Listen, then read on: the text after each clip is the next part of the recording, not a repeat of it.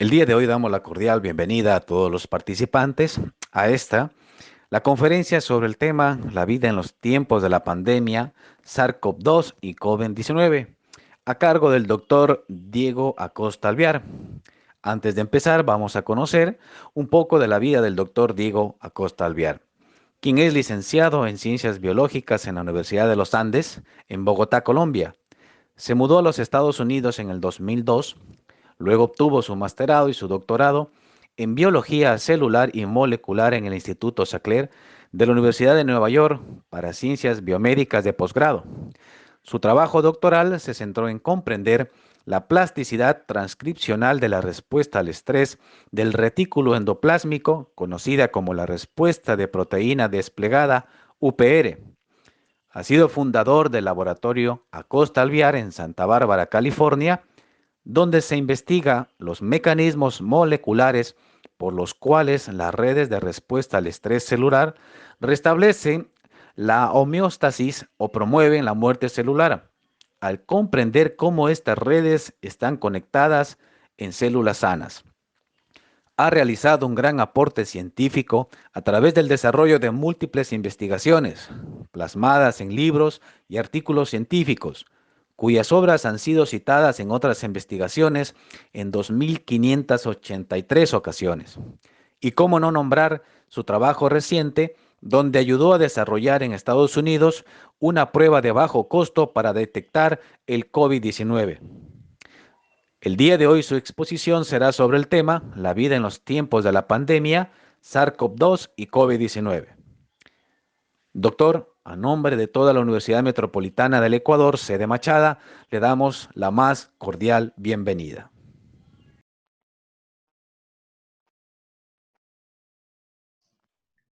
Muchas gracias por la introducción. ¿Me pueden escuchar bien? Sí, doctor. Perfecto, gracias. Muchas gracias por la introducción. Me da mucha alegría poder compartir un poco de nuestro trabajo con ustedes y con colegas del Ecuador. Eh, como ha sido indicado, mi trabajo principal es en respuestas a estrés celular. Sin embargo, a raíz de la pandemia hemos dado un giro de 180 grados para enfocarnos un poco en cómo poder contribuir a solucionar el problema del COVID. Tenemos, como Bismar ha indicado, una prueba de bajo costo que publicamos hace 2 meses. Justamente ayer publicamos otro método para la extracción de material genético del virus con equipo de laboratorio súper básico y con reactivos de uso común. Entonces, eso ayuda a subvencionar el problema de la escasez de kits de extracción. Y esa ha sido un poco nuestra contribución. Pero para la historia de hoy quisiera contarles un poco cuál es nuestra perspectiva de cómo nos situamos como investigadores en medio de la pandemia y qué consejos podemos dar como científicos al público general. Sin más que decirles, voy a compartirles mi pantalla para que puedan ver mis diapositivas y les voy a preguntar en un momento si las pueden ver.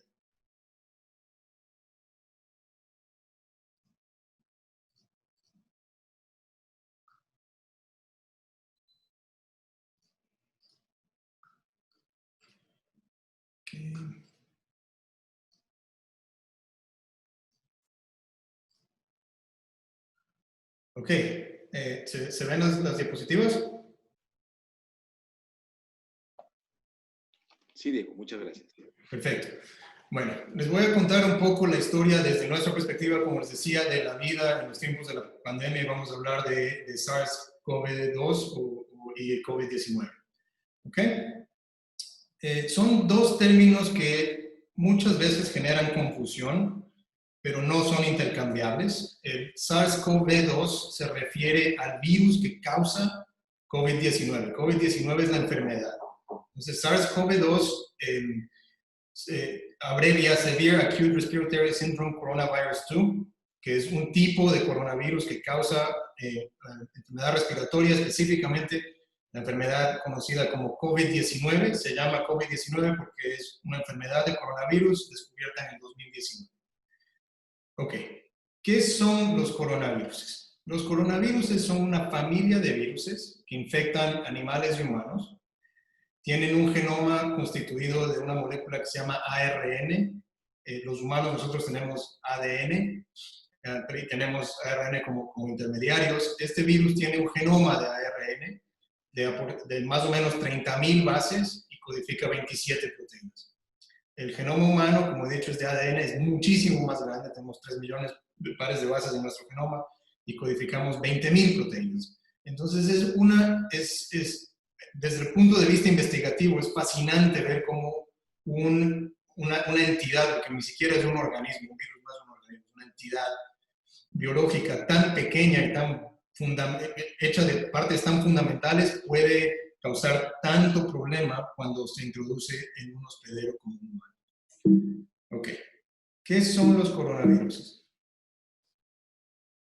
Hay 7 tipos de coronavirus que pueden infectar a humanos y hay cientos más de coronavirus que pueden infectar a animales. En humanos podemos dividir los coronavirus en tipos comunes y tipos severos. Los tipos comunes causan algún tipo de patología leve, que no vamos a discutir hoy, y hay los tipos severos que causan patología severa, como el SARS y el MERS. Los dos son síndromes respiratorios agudos, y el SARS-CoV-2, que es el causante de COVID-19. ¿Okay? Los virus que causan enfermedades severas, los coronavirus que causan enfermedades severas, atacan el aparato respiratorio. ¿Okay?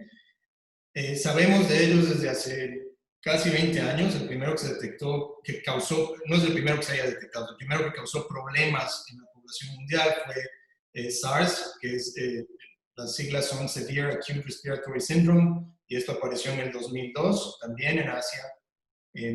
No sé si recuerdan, tal vez ustedes, en el 2012 hubo otro brote de de coronavirus que se llamaba MERS, y las siglas son Middle East Respiratory Syndrome, y esto se desarrolló en el Medio Oriente, de ahí viene el nombre, pero causan cosas similares, causan síntomas similares.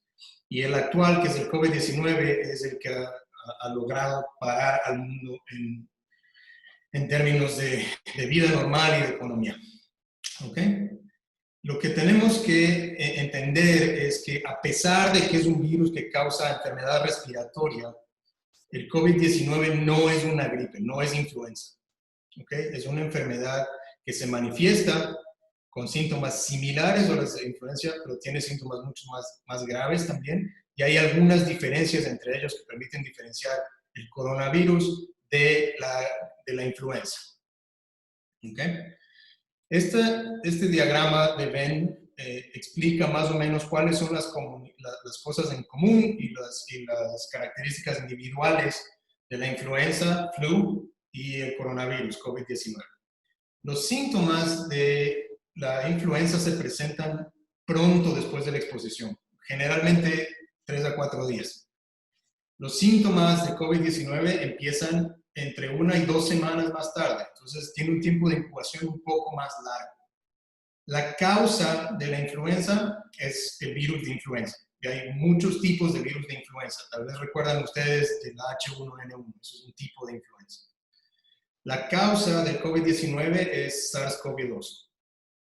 Las complicaciones que pueden surgir por influenza son menos que las complicaciones que pueden surgir por COVID-19, pero pueden surgir. La influenza puede matar también. No es tan grave como el COVID-19. Las complicaciones de COVID-19 son complicaciones respiratorias complicadas y a veces ocurren muy, muy rápido. Hay formas de prevenir la influenza. Típico es una vacuna, que ustedes, me imagino, la habrán escuchado, muchos de ustedes la tendrán, y es una vacuna que se aplica una vez al año dependiendo de la cepa de influenza de ese año. Para el COVID-19 no tenemos una vacuna. La mejor forma de prevención es aislamiento, y ese es el problema con COVID-19, porque el aislamiento conlleva a secuelas socioeconómicas graves. Hay cosas en común entre los dos virus. Por ejemplo, se transmiten por aerosoles de una persona infectada a otras, y ambos causan fiebre y presentaciones típicas de problemas respiratorios como son tos y fatiga. ¿Ok? Ahora, el COVID-19, cuando se manifiesta como enfermedad, tiene algunos colores. ¿Ok? Muchos de los individuos infectados no presentan síntomas. Y los cálculos actuales son, hay un estimado de tal vez 40-45% de las personas no presentan síntomas. Y muchos de ellos tienen cargas virales altas. Y estos se conocen como son individuos superinfecciosos. ¿Ok? El problema con la falta de síntomas es que si una persona cree que está sana y no lo está, puede transmitir el virus a un montón de gente. Hay síntomas leves. Los síntomas leves son típicamente una fiebre muy baja y un poco de tos. Hay síntomas severos también. Los síntomas severos causan inflamación y acumulación de fluido en los pulmones. El problema con eso es la falta de oxigenación a los tejidos periféricos y el cuerpo trata de combatir el virus en este punto. Lo que pasa normalmente cuando se vuelve una presentación crítica es que hay una respuesta inmune exacerbada y hay lo que se conoce como una tormenta de citoquinas. Las citoquinas son moléculas pequeñas que señalizan al sistema inmune que hay problemas y eso causa al final del día falla total de los órganos. Hay otras presentaciones del coronavirus también, se han descrito coágulos, por ejemplo, en tejidos periféricos, y es un virus que ataca a la larga a todos los órganos del cuerpo. Uno de los graves problemas con presentación crítica es estas tormentas de citoquinas que implican una respuesta inmune exacerbada. ¿Ok? Ok. ¿De dónde salió el SARS-CoV-2? Vamos a hablar un poquito del origen de este virus. ¿Ok? El SARS-CoV-2 se detecta por primera vez en diciembre del año pasado en Wuhan, en China. El 1 de enero se identifica el mercado de Wuhan como el punto, como el territorio cero. Inició de ahí. ¿Ok? De ese punto a la transmisión del virus en las Américas, que pasa más o menos a mediados de enero, tenemos 15 días donde el virus paseó por el mundo sin control. Y de ahí en adelante hubieron medidas de contención y prevención que en muchos casos no fueron suficientes. ¿Ok? Pero este es un problema con el que estamos lidiando por aproximadamente 150 días. Ok. Ahora, se encontró en este mercado en China. ¿De dónde vino originalmente? Entonces, una de las formas que utilizamos para poder discernir de dónde salen o de dónde originan estos virus y dónde entran a los humanos es comparar la secuencia de los genomas virales aislados de animales y de humanos. Y comparamos las secuencias y si uno va base por base puede decir cuántas mutaciones ocurrieron que lograron que un virus que no era una zoonosis se vuelva una zoonosis. Una zoonosis es una transmisión entre humanos y animales. ¿Ok? De lo que entendemos de este tipo de análisis, el virus origina en coronaviruses que infectan murciélagos, se transmite de murciélagos a otros animales. En el caso de SARS, en el caso del 2002, se transmitió a estos animales, se llaman civetas, y otros animales pequeños que viven en las selvas y hay consumo de carne de animales de la selva, y eso puede generar el derramamiento del virus a los humanos y luego transmisión de humano a humano. Eso pasó en el 2002. En el 2012, con MERS, hubo una cuestión muy similar, pero el intermediario ya no fue una civeta, fueron dromedarios en Medio Oriente, y los dromedarios transmitieron la enfermedad a los humanos. Entonces tenemos un caso donde se ve que las zoonosis son prevalentes en la transmisión de coronavirus, y es muy probable que haya habido una zoonosis como primera instancia de transmisión entre SARS-CoV-2 y los humanos. ¿Ok?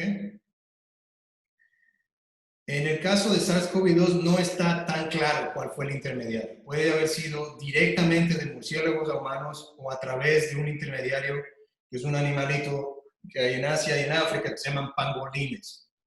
Los pangolines son unos animales parecidos a los armadillos que la gente los consume mucho en Asia y hay tráfico ilegal de estos animales.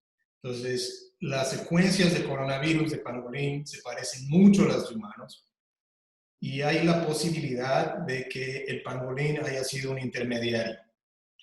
El momento en que los cambios en el virus permiten que el virus pase de un animal a un humano, ya tenemos una zoonosis, tenemos el principio de lo que puede ser una epidemia. Si hay cambios adicionales en esta persona, que es la persona infectada inicial por zoonosis, que permiten que el virus se transmita con facilidad a otros seres humanos, la enfermedad explota y la transmisión de humano a humano prevalece. Y eso es lo que ha pasado con SARS-CoV-2. ¿Okay? Entonces, ¿cómo se transmite SARS-CoV-2? Okay. Como les he venido diciendo, SARS-CoV-2 es una enfermedad de tracto respiratorio. Entonces, la vía principal de transmisión es aerosoles provenientes del tracto respiratorio. ¿Okay? Ok. Si una persona se infecta con SARS-CoV-2 y puede ser sintomática o no, el simple acto de hablar o toser o estornudar deposita aerosoles que contienen el virus o que pueden contener el virus en el aire, en el medio ambiente, y si esos aerosoles son inhalados por otra persona, tenemos transmisión viral y alta posibilidad de infección. La otra forma de transmitir enfermedad a través de aerosoles es las gotas de aerosol pueden aterrizar en superficies o en objetos de uso diario. El virus sobrevive un tiempo en esas superficies si hay una persona no infectada que toca estas superficies con la mano y posteriormente introduce el virus con sus manos porque se toca la cara o porque se toca la nariz. Ahí tenemos un problema de transmisión de superficie a persona no infectada. Entonces, estos son los dos tipos principales que sabemos hasta ahora de transmisión de coronavirus. ¿Ok?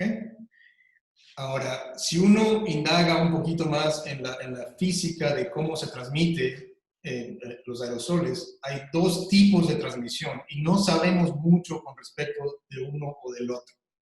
Si una persona está infectada, que está indicado aquí en el esquema café, y la persona o tose o estornuda o habla o simplemente toma un respiro profundo que pueda aerosolizar partículas en su saliva, tiene dos tipos de gotas que pueden generarse. Hay gotas grandes que son pesadas y caen rápido al piso, entonces tienes un rango de transmisibilidad de más o menos 1 metro, pero hay gotas livianas también que permanecen en el aire, pueden flotar en el aire por distancias mucho más largas, hasta de más de 10 metros, y pueden acarrear virus. No sabemos con certeza cuál es la carga viral de esas gotas pequeñitas con respecto al coronavirus. Sabemos con certeza que las gotas grandes, que están más próximas a la persona infectada, son una fuente grande de infección.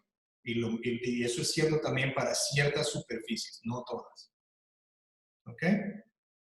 Ahora, he mencionado algo de la supervivencia del virus en superficies. Esto es un estudio que se hizo hace poco, que apareció en el New England Journal of Medicine, donde se midió la supervivencia del virus en superficies. Y por supervivencia lo que se hace es, se dejan partículas virales sobre una superficie, después se toma las partículas virales de esa superficie y se tratan de infectar células en el laboratorio para ver si se puede transmitir el virus. ¿Okay? Entonces, todo esto se hace en condiciones controladas de laboratorio, por ejemplo, entre 21 y 23 grados centígrados con 40% de humedad relativa.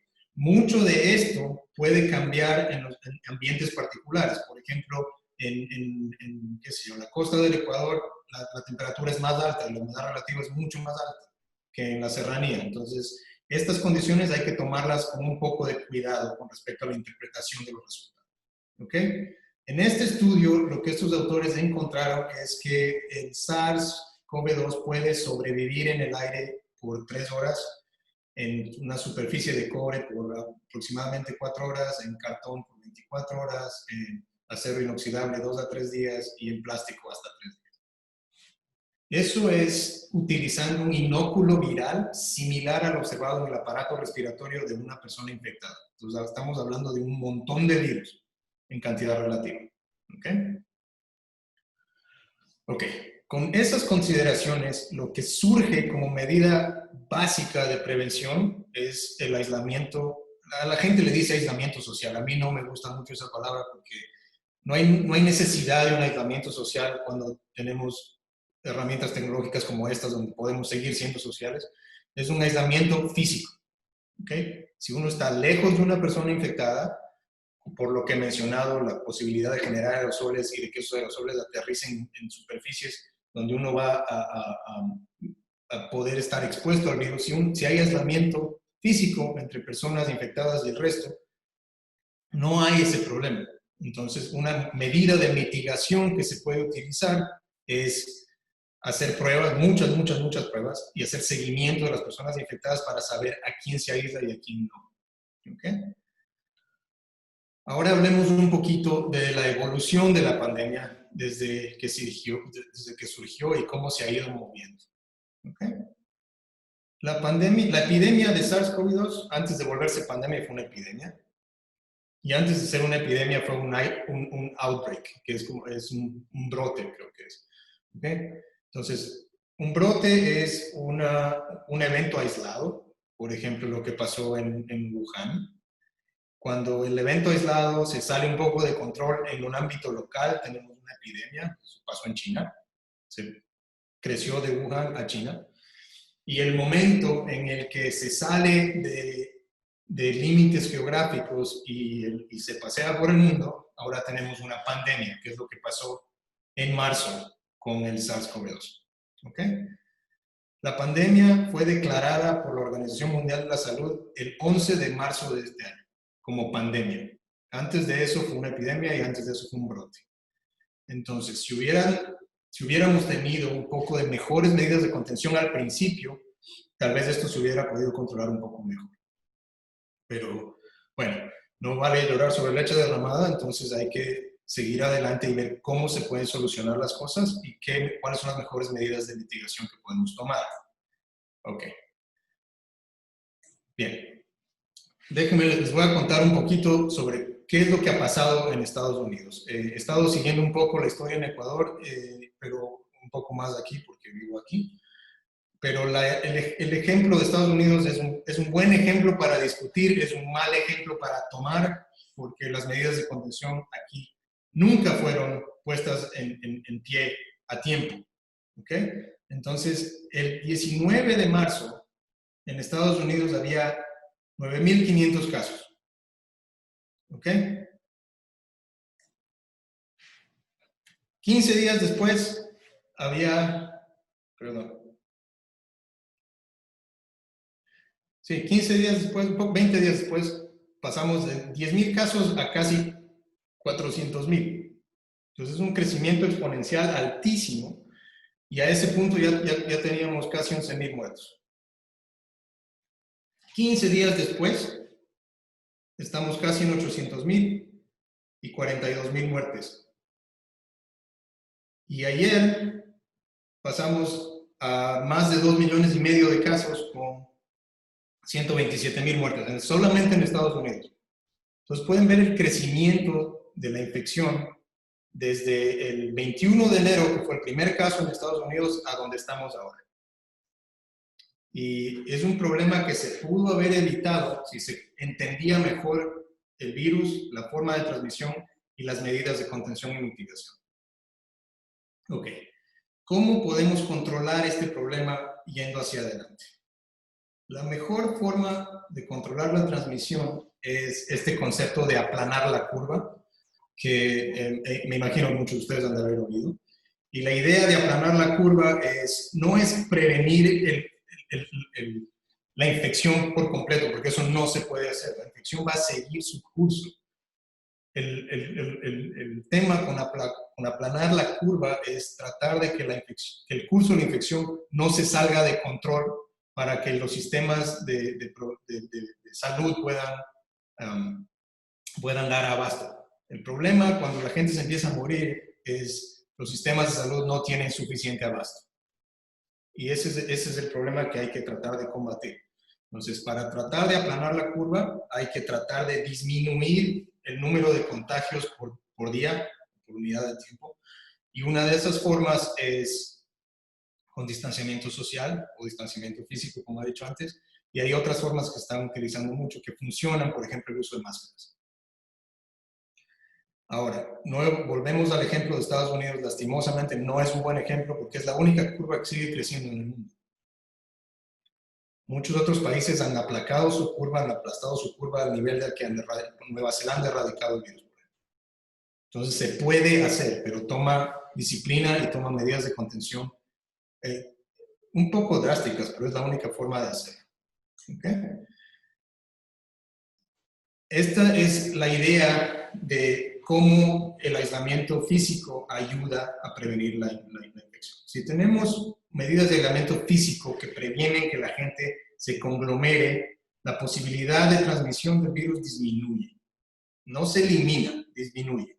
Si es que hay menos casos, los sistemas de salud pueden lidiar con los casos sin que se les salgan de manos. ¿Okay? La curva roja representa aquí qué es lo que pasa si es que no hay medidas de protección y contención para combatir el contagio. La curva morada ilustra lo que se logra hacer si se aplasta la curva con medidas de protección y mitigación, por ejemplo, el distanciamiento social. Y la línea punteada indica cuál es la capacidad de los sistemas de salud. Esa línea punteada se va a mover hacia arriba o hacia abajo dependiendo de cuál sociedad está uno mirando. Cuántos hospitales hay, cuántas camas hay, cuántos profesionales de salud hay. ¿Okay? Otra forma de combatir la transmisión del coronavirus es el uso de máscaras. Y ha habido mucho debate con respecto a si se usan o no se usan por parte de la Organización Mundial de la Salud y del Centro de Control de Enfermedades aquí, que es el CDC. Y lastimosamente, nuevamente, el mal ejemplo de Estados Unidos se ha vuelto un tema político el uso de las máscaras. Y es un problema, porque hemos aprendido mucho con respecto al virus en los últimos meses. Y sabemos, por ejemplo, que cubrir la nariz y boca con una máscara previene la transmisión del virus. Si una persona está infectada, los aerosoles con máscara se disminuyen. Y los aerosoles que vienen hacia una persona no infectada también se pueden disminuir con una máscara. Y sabemos que no se necesita una máscara N95, a menos que uno sea un profesional de la salud. Una simple cobertura de algodón sobre la nariz y boca ayuda un montón. ¿Ok? ¿Por qué ayuda un montón? Porque ahora sabemos que el virus se puede replicar en las vías respiratorias altas, no solamente en los pulmones. ¿Okay? Puede haber replicación de virus en la nariz, en los senos paranasales, en la garganta. Entonces, las personas infectadas pueden tener una carga viral alta que es fácil de aerosolizar. Es muy fácil aerosolizar saliva. ¿Okay? Y el otro problema es que justifica el uso de las máscaras, lo que les decía al principio, que mucha gente es asintomática. Se estima hasta el 40% de la población, 40-45%, que es un montón. Y es gente que puede tener cargas virales altas. O sea, nosotros estamos haciendo un estudio, por ejemplo, de voluntarios asintomáticos y hemos encontrado positivos con cargas virales altas y en chicos de universidad que no saben que tenían la enfermedad, por ejemplo. Entonces, si uno puede, con pruebas y con medidas de contención y mitigación, determinar que el uso de máscaras en cierta población es súper efectivo, ahí está la prueba. Entonces, ¿por qué no hacerlo para todo el mundo? Okay. ¿Por qué es tan importante hacer pruebas? Porque no sabemos con certeza cuántas personas han sido expuestas al virus. ¿Por qué? Por varias razones. Uno, no sabíamos que la gente asintomática podía transmitir. No había pruebas disponibles a tiempo. Cuando se empezó a hacer pruebas a nivel mundial, se acabaron las pruebas y se acabaron los reactivos. Al principio solamente se hacían pruebas para gente que tenía condiciones graves. Entonces, no sabemos cuál es el porcentaje real de individuos asintomáticos, a pesar de que se estima este número que les había comentado. Entonces, hubo problemas de partida que fueron muy difíciles de abordar, porque no teníamos idea. Ahora sabemos cómo funciona y ahora sabemos qué es lo que hay que hacer. Las pruebas son súper importantes para poder tener medidas de contención y monitoreo. ¿Ok? Las pruebas típicas para controlar la transmisión del SARS-CoV-2 son de dos tipos actualmente. Una es monitorear infecciones activas, y esto se hace por QRT-PCR o pruebas de PCR o pruebas TACMAN o pruebas de PCR en tiempo real. Cualquiera de estos nombres me imagino que ustedes deben haber escuchado en Ecuador, porque esas son las pruebas de referencia. ¿Ok? Esas pruebas buscan detectar el genoma del SARS-CoV-2 en muestras de humanos. El genoma está hecho de RNA. El RNA se puede transcribir en forma reversa a DNA o ADN, y ese ADN se puede detectar por PCR en tiempo real con una sonda fluorescente. Entonces, si uno activa la sonda fluorescente, puedes ver un incremento en la fluorescencia como función del ciclo de la PCR, y eso indica un positivo. Si no hay fluorescencia, es un negativo. El test que desarrollamos nosotros es similar a este, también utiliza fluorescencia, pero utilizamos sistemas CRISPR que son súper sensibles también y son de bajo costo, son de fácil accesibilidad y son complementarias a las pruebas de PCR. De hecho, hemos terminado hace poco la homologación de pruebas de PCR contra nuestra prueba y la correspondencia es de más del 99%. Entonces, es una prueba válida. La segunda forma de detectar exposición al virus es exposición previa. Entonces, esto no es una medida de monitoreo de infección activa. Y eso se hace en pruebas serológicas, que también me imagino que deben haber llegado a Ecuador. Estas son las pruebas que se hacen en sangre, y lo que tratan de detectar estas pruebas es la presencia de anticuerpos contra el coronavirus. Entonces, estas pruebas informan si es que la persona fue infectada o tuvo carga viral en algún momento. El problema, más o menos, en mi punto de vista, el problema más o menos grave con estas pruebas es que no son súper específicas para SARS-CoV-2. Detectan coronavirus, pero hay varios coronavirus. Entonces, no son acertadas en muchas ocasiones. Las pruebas de PCR también tienen sus problemas, pero no es de la prueba como tal. La bioquímica de la prueba es sumamente robusta. El problema es con la obtención de muestras. Entonces, ha habido mucho debate de cuál es la mejor muestra para hacer los tests. Se hace en saliva, se hace con un hisopo nasofaringeo, se hace con un hisopo orofaringeo, y hay resultados de todo. Nosotros encontramos que orofaringeo es suficiente y se puede detectar en saliva también, pero se pierde sensitividad. Ahora, hay medidas súper básicas que se pueden utilizar para evitar la transmisión, y una de las más efectivas sigue siendo lavarse las manos bien, con agua y jabón. ¿Por qué? Porque el coronavirus tiene una cubierta de lípidos que se roba de las células, son membranas. Los lípidos son grasas y se pueden disolver con jabón. Entonces, el jabón es efectivo en destruir el virus. Entonces, ¿por qué no utilizarlo? Lo mismo con etanol, más de 75% de etanol, da igual, rompe las membranas, entonces uno genera, lo que está haciendo es un virus no viable. Entonces, es una forma de controlar la transmisión bastante efectiva y súper simple. Ahora, hemos llegado a un punto donde se reconoce la necesidad de las pruebas, pero también hay un frenesí de la gente por las pruebas. Entonces, se vuelve una cuestión de, ¿se necesitan las pruebas? ¿A quién se le hacen las pruebas? ¿Cuántas pruebas hay? ¿Hay suficientes insumos para hacer las pruebas en todo el mundo? ¿O se volvió esto un poco un test de lujo en algunas regiones del mundo? Las pruebas no van a resolver la pandemia. Las pruebas son necesarias para poder establecer medidas de mitigación y contención. También estamos llegando a un punto donde necesitamos tratamientos, porque no importa cuántas pruebas hagamos, siempre va a haber más gente enferma. ¿Y qué hacemos con ellos? Hay tratamientos, hay algo de esperanza. Una de las drogas que está funcionando bien es una droga de una compañía que se llama Gilead, que se llama Remdesivir, que bloquea la replicación del virus. Remdesivir funciona más o menos bien. Entonces es una línea de esperanza para la gente que presenta síntomas severos. Hay otro tratamiento súper reciente, desde hace 15 días, que también trae esperanza a la mesa y es la dexametasona. ¿Okay? Son antiinflamatorios de esteroides, medicamento muy, muy básico, que ayuda porque previene la tormenta de citoquinas que resulta en una respuesta inmune exacerbada y inflamación pervasiva. Y funciona bastante bien.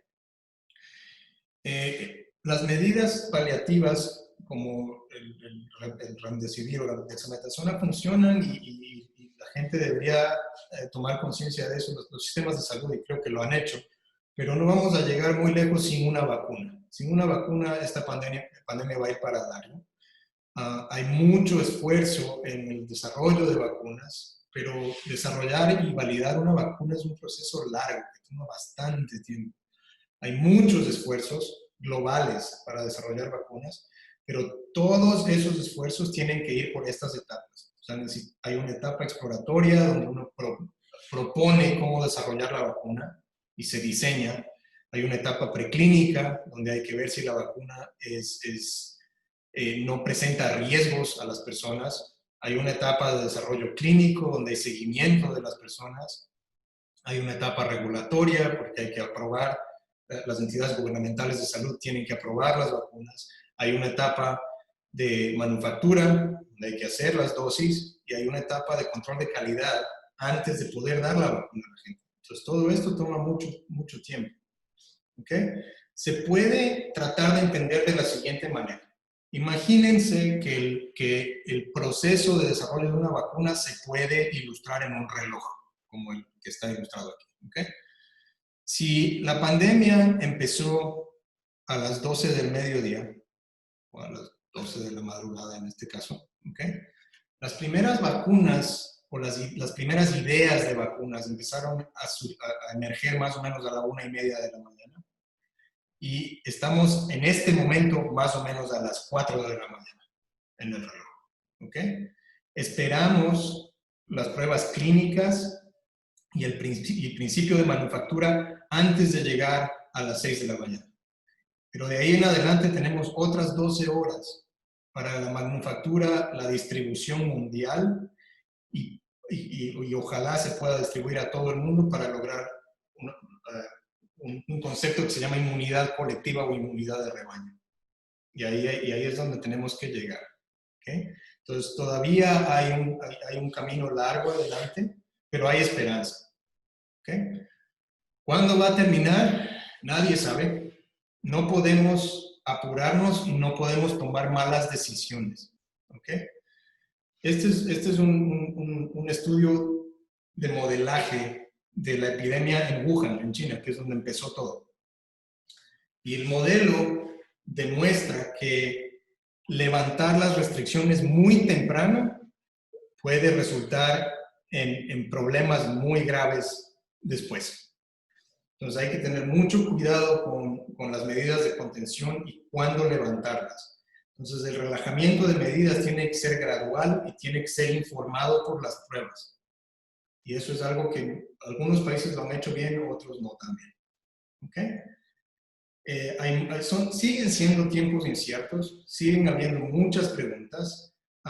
Aquí he puesto, y ojalá puedan tener acceso, yo puedo compartir estas diapositivas con ustedes si quieren, algunos sitios web donde pueden satisfacer algunas de las inquietudes que tal vez tengan con respecto a COVID y testing y cuáles son los problemas desde el punto de vista clínico, cuáles son los problemas desde el punto de vista de salud pública, cuáles son los problemas desde el punto de vista científico. ¿Okay? Hay muchas preguntas por responder y lamentablemente también hay mucha desinformación. Entonces, no sé si ustedes fueron familiares con esta teoría de conspiración que hubo hace algunos meses de que el coronavirus se transmitía por las redes 5G. No tiene ningún sentido. El coronavirus es una entidad biológica no electrónica. Sin embargo, mucha gente, por ignorancia, por falta de conocimiento del tema, tuvieron mucho miedo al respecto, y miedo colectivo es un problema grave.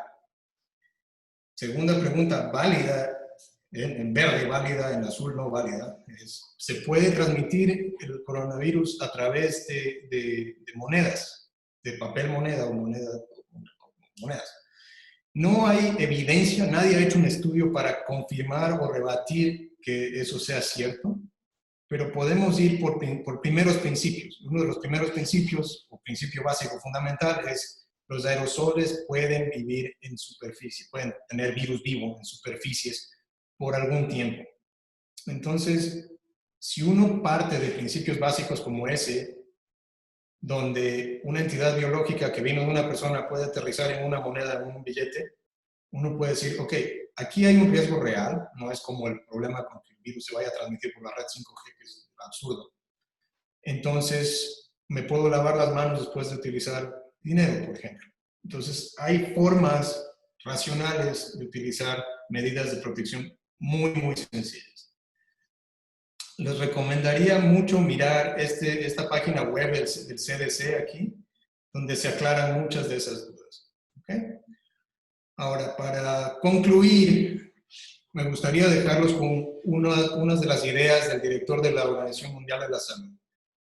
La regla del juego es no darse por vencido. ¿Ok? No estamos a la merced del virus. Estamos en una posición en la que debemos ser creativos y debemos ser solidarios para poder combatir esto. Y todos los países del mundo tienen que apuntar a parar la transmisión de la mejor forma posible. ¿Okay? Y me gusta mucho esta máxima del director de la Organización Mundial de la Salud. Dejemos que haya esperanza y que el antídoto no sea... A ver si puedo traducir esto. Dejemos que la esperanza sea el antídoto para el miedo, dejemos que la solidaridad sea el antídoto para la culpabilidad, y dejemos que nuestra humanidad compartida sea el antídoto a nuestra amenaza colectiva, que es el COVID. Bueno, con eso les agradezco muchísimo la invitación nuevamente, les agradezco mucho su atención. Por favor, cuídense, usen máscara, lávense las manos, hay medidas muy básicas, muy fáciles. Y les mando muchos saludos desde mi oficina. Estoy aquí en el campus, este es nuestro campus, la Universidad de Santa Bárbara, de Universidad de California en Santa Bárbara, y mi laboratorio está en este edificio. Y esta foto me encanta, es una foto viendo hacia el lago, este lago en la universidad en el atardecer, la cual me da esperanza de que podemos seguir adelante. Sin más, estoy contento de responder cualquier pregunta que tenga. Muchas gracias. Bueno, Diego, muchísimas gracias por tu exposición. La verdad nos ha permitido entender y tener una idea más clara de este virus que tomó por sorpresa a toda la humanidad. Queremos agradecerte por tu exposición. A la vez quiero hacerte llegar unas inquietudes que nos han planteado aquí muchas de las personas que nos están siguiendo. Una de ellas dice así: la Organización Mundial de la Salud ha indicado que la pandemia está lejos de acabar, pero varios países europeos y Estados Unidos han retomado casi su normalidad. ¿Esto puede ocasionar algún rebrote? Absolutamente. Sí, estoy de acuerdo con el comunicado de la Organización Mundial de la Salud. La pandemia está lejos de terminar. La forma en la que va a terminar es cuando el 60% de la población mundial tenga inmunidad. Y eso es a través de una vacuna o a través de exposición previa. Entonces falta mucho.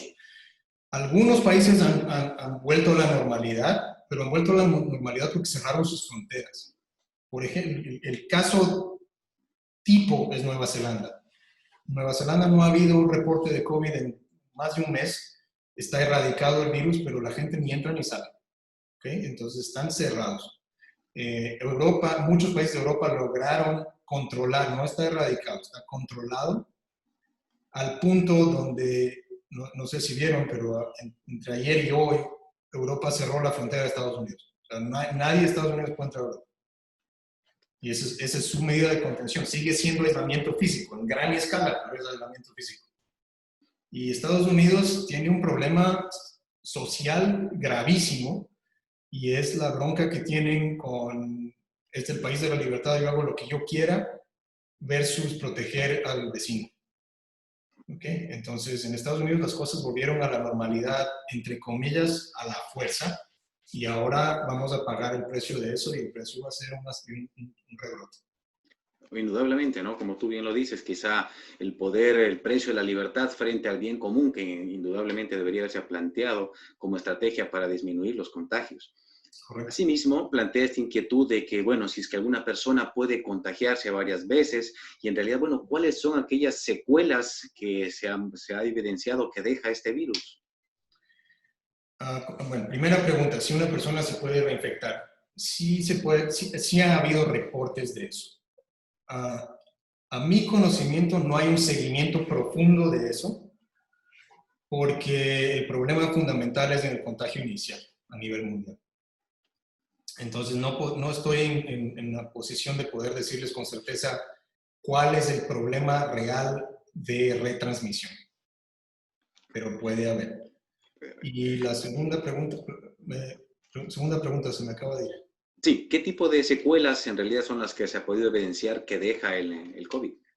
Secuelas, ok. Varias. Es una enfermedad que es, todas las semanas hay un síntoma nuevo, todas las semanas hay una presentación clínica nueva. Es una enfermedad súper complicada desde el punto de vista sistémico. ¿Okay? Indudablemente hay secuelas graves en el aparato respiratorio, hay secuelas graves en órganos periféricos, por ejemplo, por coágulos. Eso se descubrió hace poco, hace 6 semanas tal vez. Hay secuelas en niños que desarrollan una cosa que se llama el síndrome de Kawasaki. No se sabe qué tan buenos son los niños transmitiendo. Entonces, si es que hubiera secuelas en niños que desarrollan un incremento en la transmisibilidad, no se sabe. Entonces, no sabemos mucho al respecto, pero sabemos que es una enfermedad que va más allá de las vías respiratorias. Empieza ahí, pero tiene secuelas multisistémicas. Ok, de acuerdo. Diego, asimismo, quisiésemos conocer cuál es tu opinión con respecto al proceso de semaforización de las ciudades en pro del desarrollo económico. A pesar del alto grado de irresponsabilidad que se puede evidenciar en la población. Ok, mi opinión es, sin pruebas y con miedo colectivo, va a haber muchas decisiones irresponsables del pueblo. Entiendo, y creo que el mundo entiende que no hay economía que pueda sobrevivir por años en encierro, y hay mucha gente que su vida depende de lo que puedan hacer en el día a día, y a ellos les queda muy, muy difícil. La contraparte de eso es que hay intereses particulares, por ejemplo, se ve aquí, me imagino que se ve allá, entonces si yo, me voy a poner yo como ejemplo, pero no hago eso, pero si yo soy el dueño de mi empresa y soy una persona egoísta, a mí no me importa si mis trabajadores están en casa o no, necesito mi producto por fuera. Y ese es un problema de decisión que se podría abordar si hubiera tests accesibles. Si uno es dueño de una fábrica y puede decir, ok, voy a hacer test en todos mis trabajadores, voy a aislar a todos los infectados. Si encuentro uno más infectado, porque repito los tests, y qué sé yo, una vez por semana, una vez cada 2 semanas, puedes montar medidas de mitigación y contención efectivas, pero no vamos a llegar allá a menos que haya una conciencia colectiva de que los tests son importantes, de que los tests tienen que ser accesibles, los tests no pueden ser artículos de lujo, y el bien colectivo debería estar por encima del beneficio individual. Y esa es una cuestión que es un problema en todo el mundo. Sí, bueno, y evidentemente, ¿no? Que cada persona debe asumir esa responsabilidad, si bien es cierto, de poder aislar y no, más bien proveer un mecanismo de que se contagie el resto de nuestros ciudadanos. Diego, con respecto al tema de que si a medida que pasa el tiempo, si bien es cierto, se puede volver algo endémico, ¿el virus tiende a disminuir su afectación o no? Depende de qué tan rápido muta. ¿Okay? Entonces, la única forma, vamos desde el punto de vista del patógeno. ¿Okay? Un buen patógeno no mata al hospedero, porque no se puede transmitir más. Eso es selección natural básica. Eso es lo que pasa, por ejemplo, con el virus de Ebola. ¿Okay? Ebola es súper infeccioso, súper mortal, no es un buen patógeno, mata demasiado rápido para difundirse. El, el, el coronavirus, este coronavirus es un súper buen patógeno porque tiene una forma de difusión muy, muy rápida frente a las secuelas súper mortales que tiene. Mucha gente se puede contagiar. Es un problema de diseminación, sobre todo. ¿Okay? La ventaja que tenemos es que no hay, lo que va de investigación actual, no hay mucha evidencia de que el virus esté mutando muchísimo. ¿Okay? Entonces, se le puede seguir la pista, se puede hacer una vacuna. No es como HIV que muta rapidísimo, entonces ha sido un problema de más de 30 años desarrollar una vacuna contra HIV, por ejemplo. Eso no creo que vaya a pasar con coronavirus. Ahora, para que se pueda sacar de la cancha al virus necesitamos inmunidad colectiva, indiscutiblemente. Okay, de acuerdo, Diego. Algo adicional también nos preguntan, ¿por qué es tan grande, cuál crees tú que es la brecha, que existe esta brecha entre los datos presentados y los datos reales que existen en el contagio? Claro, está el ejemplo de nuestro país, que unas entidades a través del gobierno nos informan unas cantidades, cuando en realidad la población evidencia otros datos. Bueno, no quiero meterme mucho en temas políticos, pero creo que hay intereses políticos también. ¿Okay? Los datos son los datos. Si hay pruebas positivas, se reportan como pruebas positivas y son números que siguen incrementando. Y los números son números, no puedes discutir los números. ¿Okay? Y eso pasa aquí, pasa en Ecuador, pasa en todo lado. Ahora, esos números dependen de la fiabilidad de las pruebas y de la accesibilidad de las pruebas. Entonces, si tienes una población donde solamente el 1% tiene acceso a las pruebas, estás subestimando el número por un montón. ¿Ok? Y, por ejemplo, si tienen picos de mortalidad donde se reporta la causa de muerte de tal persona fue fallo respiratorio, se puede sospechar coronavirus, pero no puedes saber si es coronavirus hasta hacer test. Y no se hace test de coronavirus post-mortem, por ejemplo. Entonces llegas a subestimar también por ese lado. Entonces, si tienes entidades de salud pública que están haciendo el monitoreo, y por un lado, y tienes por el otro lado los números reales que vienen de los hospitales, en cuál confías. Deberían estar alineados, pero no siempre están. De acuerdo. Y es un poco también evidencia, creo, esta estructura un poco frágil de la salud y de los medios tecnológicos a través de los cuales en Sudamérica ha afectado también, y hoy por hoy es la región más afectada a nivel mundial. ¿Sí? Digo, desde el punto de vista de investigación y tu experiencia que has tenido en Estados Unidos, en Colombia y otros países, ¿qué consideras que hace falta en nuestro país con respecto a la educación para poder alcanzar niveles internacionales de investigación y desarrollo? ¿Es posible en nuestro país hacer investigación de calidad? Podría hacerse, pero creo que es un problema social que no es solo del Ecuador, es de todo el mundo. Yo tengo 2 niñas chiquitas, ¿ok? Y lo que veo en mis hijas es que los niños nacen con una curiosidad absoluta de entender cómo funciona el mundo. ¿Ok? Es cómo funcionan las cosas. Y al menos cuando yo estaba en el colegio, hice el colegio en Ecuador, a uno le sacan de esa mentalidad muy temprano, porque ¿por qué vas a estar preguntando cómo funciona la naturaleza? Deberías estar preguntándote qué vas a hacer en la universidad para tener una carrera que hace dinero.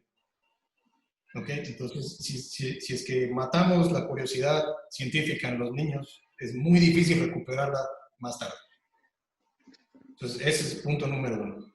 Punto número 2, la investigación solo funciona si tiene apoyo constante financiero del gobierno. Y no veo yo mucho que el gobierno ecuatoriano le esté dando mucha bola a la investigación. Y es un problema que no pasa solo en Ecuador, pasa en un montón de países y es una mentalidad que por lo menos yo y mis colegas estamos tratando de cambiar. Y es muy sencillo. Todas las sociedades actuales son adictas a la tecnología de una u otra forma. Todo el mundo quiere un iPhone, todo el mundo quiere la última computadora, todo el mundo quiere poder tener un reemplazo de válvula mitral si tiene problemas del corazón, cosas de eso. Todos esos desarrollos vienen de investigación básica, en física, en electrónica, en ingeniería, en biología, lo que sea.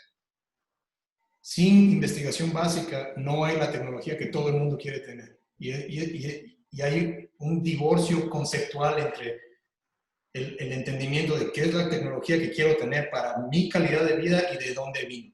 Y muchas veces no se ve. Entonces es más importante pagar por entretenimiento que pagar por salud.